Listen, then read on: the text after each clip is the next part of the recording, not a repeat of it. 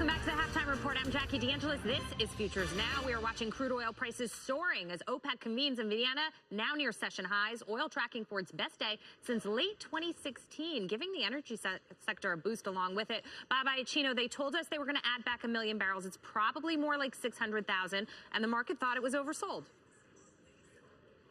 Yeah, crude oil's fun, isn't it? People are afraid of crude oil volatility, but it really comes down to it being a supply and demand game. They did not increase production enough to even cover what we've lost from Venezuela in the last 18 months, let alone the 240,000 barrels that we lost in Libya recently. So when you're looking at crude oil now, you're looking at supply disruption being much more likely than oversupply given the production levels. And you add into that over 96% refinery utilization now. That in the physical oil patch is considered unsustainable. So there is demand, whether you believe the estimates or not, the demand is growing as evidenced by the refinery production. Jim Iuorio, WTI hasn't touched 70 since late May. 65 was the sweet spot. Are we ready to ratchet that up a little?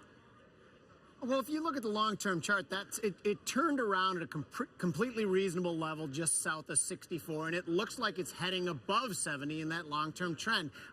From my fundamental side, disagrees with it. I think it suits OPEC better to say they're not going to add too much production, but then add more to try to keep the price up with their words and then make more money and increasing production. So I think this 68, 60 level right here, it turns around in the medium term to kind of figure things out before it starts heading any higher. All right. Thanks, guys. Meantime, we're back next Tuesday at 1 p.m. Eastern Time with the live show exclusively on futuresnow.cnbc.com.